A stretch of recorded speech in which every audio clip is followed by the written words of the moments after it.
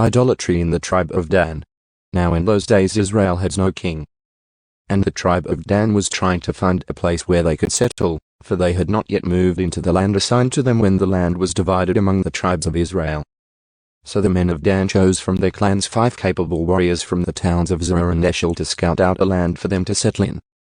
When these warriors arrived in the hill country of Ephraim, they came to Micah's house and spent the night there.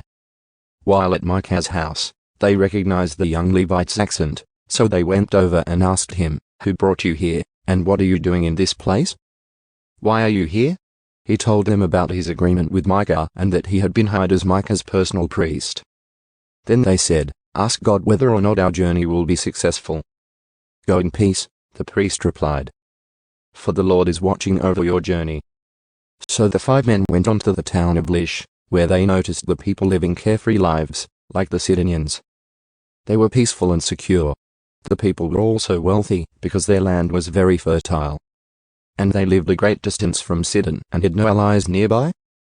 When the men returned to Zorah and Eshel, their relatives asked them, "What did you find?" The men replied, "Come on, let's attack them. We have seen the land, and it is very good. What are you waiting for? Don't hesitate to go and take possession of it.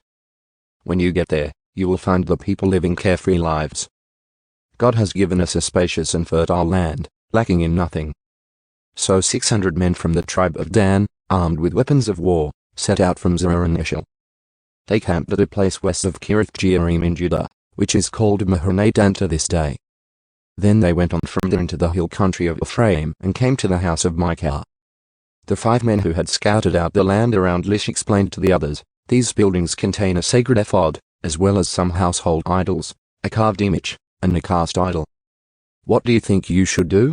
Then the 5 men turned off the road and went over to Micah's house, where the young Levite lived, and greeted him kindly. As the 600 armed warriors from the tribe of Dan stood at the entrance of the gate, the 5 scouts entered the shrine and removed the carved image, the sacred ephod, the household idols, and the cast idol. Meanwhile, the priest was standing at the gate with the 600 armed warriors.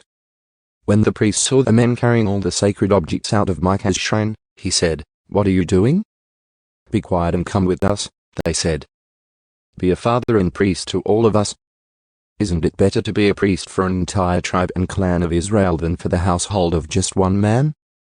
The young priest was quite happy to go with them, so he took along the sacred ephod, the household idols, and the carved image. They turned and started on their way again, placing their children, livestock, and possessions in front of them. When the people from the tribe of Dan were quite a distance from Micah's house, the people who lived near Micah came chasing after them. They were shouting as they caught up with them. The men of Dan turned around and said to Micah, "What's the matter? Why have you called these men together and chased after us like this?" "What do you mean, what's the matter?" Micah replied. "You have taken away all the gods I have made, and my priest, and I have nothing left." The men of Dan said, "Watch what you say.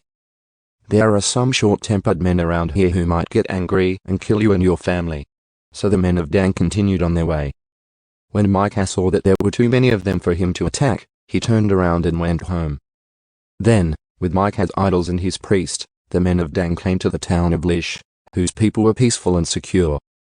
They attacked with swords and burned the town to the ground.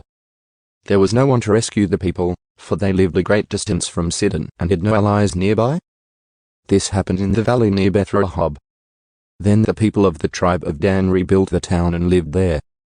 They renamed the town Dan after their ancestor, Israel's son, but it had originally been called Lish.